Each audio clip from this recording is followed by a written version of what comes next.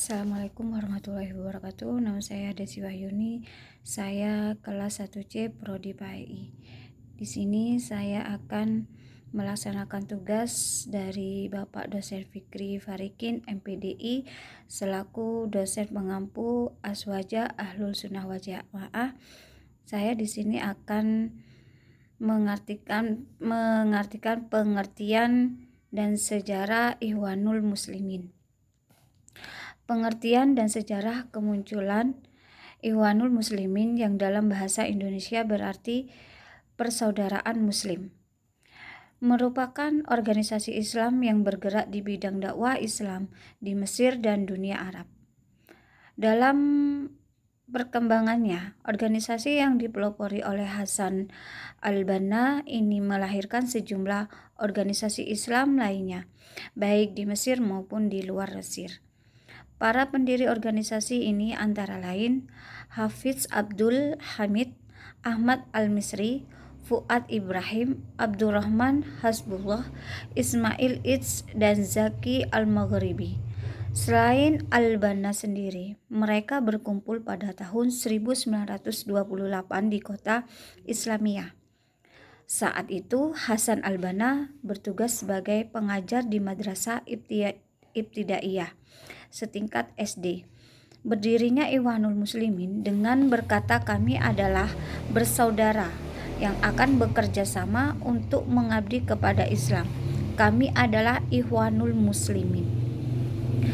Ajaran dan keyakinan Ikhwanul Muslimin Abdul Mun'im Al-Hafni menyebutkan pelopor Ikhwanul Muslimin Hasan al-Banna dianggap pemerintah Mesir menyebarkan dakwah Islam sesuai yang dipahami. Dinilai sebagai dakwah bercorak salafi terkait Sunni, tarekat Sunni, hakikat Sufi, organisasi politik, organisasi ilmiah, dan pendidikan. Badan usaha perekonomian dan pemikiran sosialis. Mengenai hal itu, Al-Banna menjelaskan pemahamannya tentang Islam secara komprehensif, menyebabkan dakwah yang diembannya mencakup semua aspek kehidupan manusia.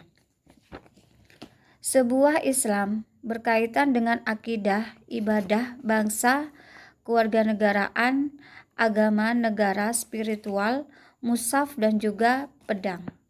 Di awal pembentukan jamaah ini, Al-Banna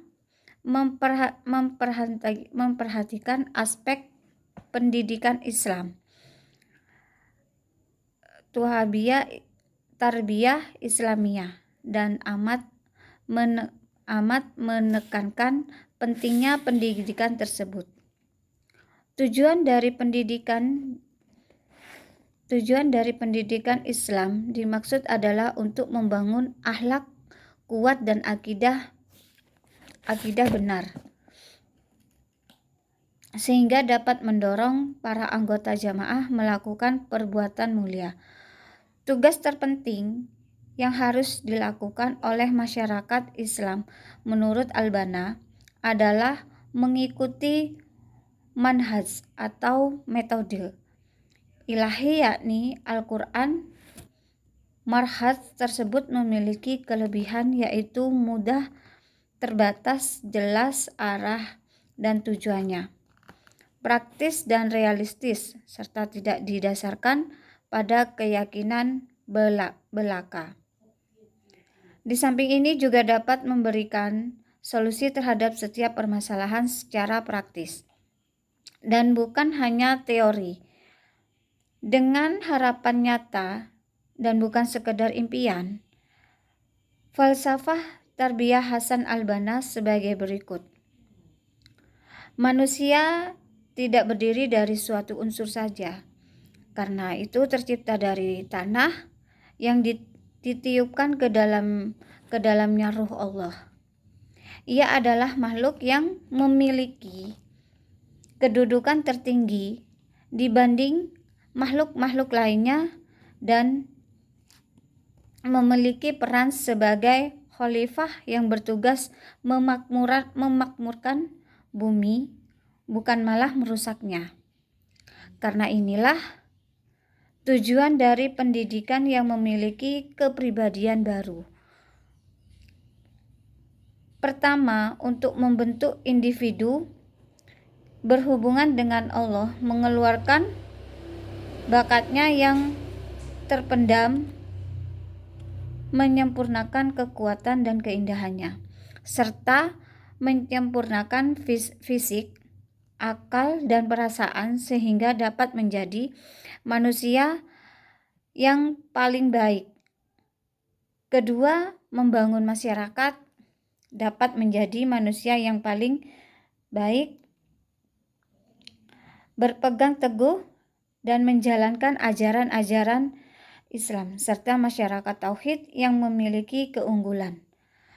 Al-Banna telah menulis sebuah buku berjudul Dakwatuna fi Tatur Jadid, dalam kurung dakwah Islam di era baru. Dalam buku tersebut, Al-Banna antara lain menjelaskan di era modern ini dakwah telah berkembang sehingga mencakup semua dunia Islam. Tujuan dakwah Islam pun berubah dan lebih mengarah kepada kepemilikan kekuasaan dalam kurung politik.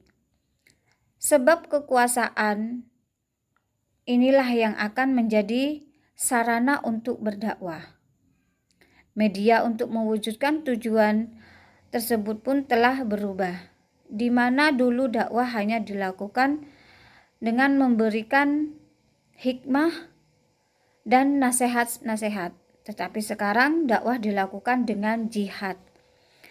Dalam makalahnya Al-Dakwah Ilallah ala man tajib, dalam kurung siapakah yang wajib mengemban dakwah kepada Allah, Al-Banna menjelaskan dakwah wajib dilakukan oleh beberapa pihak.